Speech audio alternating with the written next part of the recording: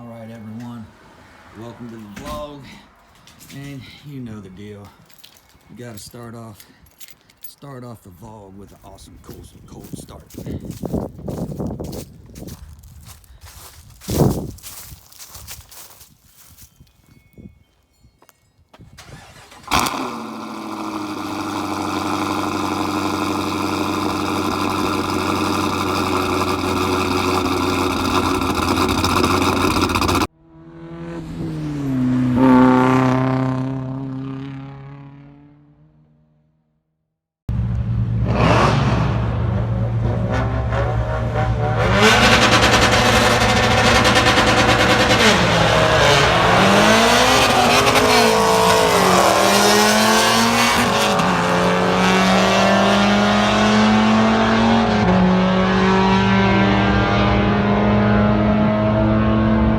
Alright everyone, welcome to the channel. Today we're going to talk about my 2016 Dodge Challenger RT 5.7 and what it took to get me into the 11s at 115 miles an hour in the quarter mile. So you may have seen my car on a couple different YouTube channels. I've been on RT Life's channel at least twice, if not a couple more times, and also been on Incredible Hemi, his YouTube channel as well. So from that, there was a lot of questions, especially on RT Life's channel, on my mods, what I had to do to get my car into the 11s. So I answered a lot of those, in the comments, and then now I'm getting a lot of exposure on Instagram, which my Instagram is the same as my YouTube, modern_red_Hemi. Link will be in the description below. I've been getting a lot of questions on, what are my mods, what tires am I running, and things like that. So in this video, I'm going to go over all of that. So a list of mods and, the rims and the tires that I used to get to the 11s will also be in the description below.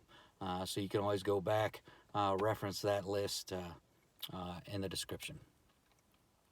So I'm going to kind of go from top to bottom so I don't miss anything. So the first thing is the 392 6.4 liter intake manifold. So there's a lot of debates about manifolds. I just happen to go with the 392 intake manifold. There are other options out there that are just as good, possibly better. It's just I went with the 6.4 manifold. Did I gain some horsepower and some torque? Maybe. I don't have any dyno results to prove any of that.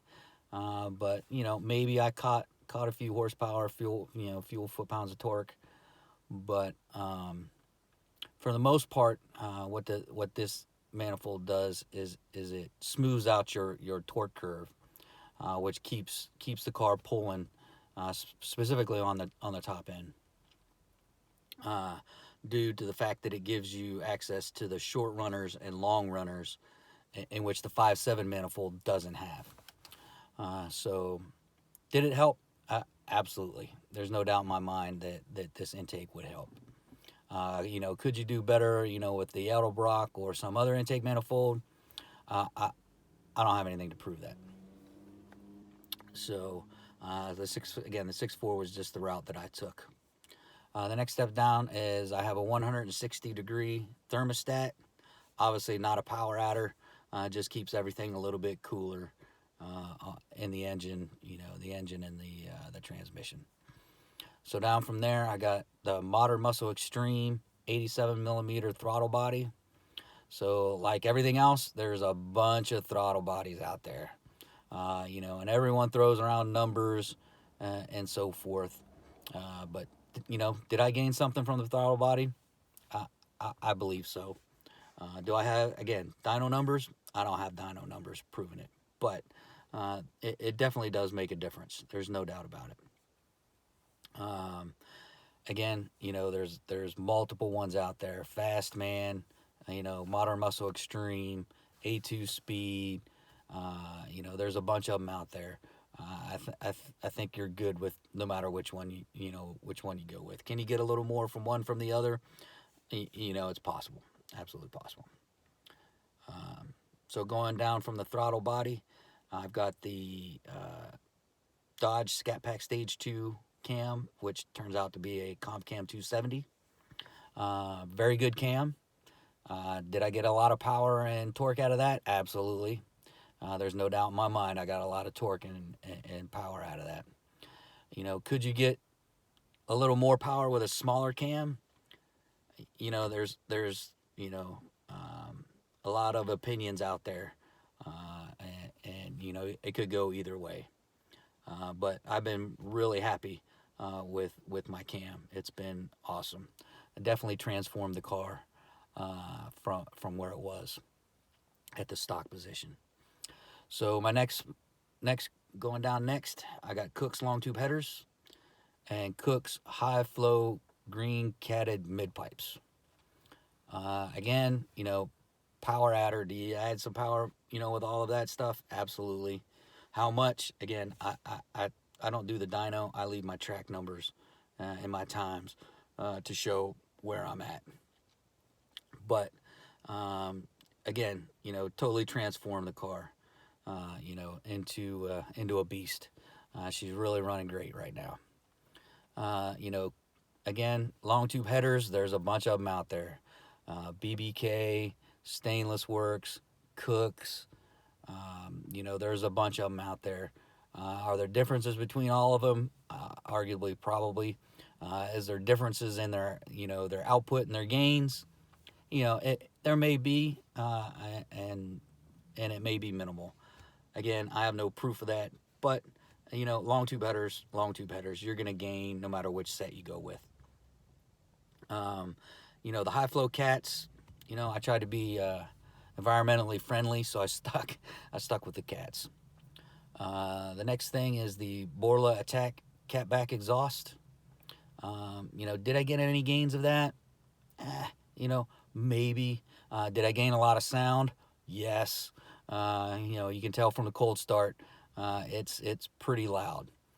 We did a decibel meter test at one of RT Life's meets, and it was running about 129.2 on the decibel meter, which is louder than a rock concert. So that gives you some idea on how loud the exhaust is. So I also have a Circle D 3800 stall torque converter. That helped tremendously.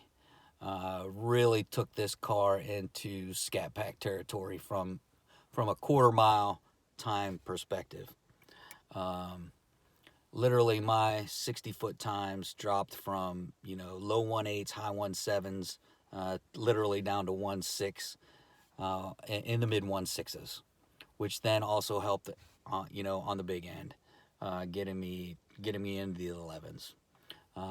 Could I do it without the torque converter? I was running before the torque converter. I was running, you know, low 12s, mid 12s. So the torque converter was a key component to getting me there. So thanks everyone for sticking it out this long.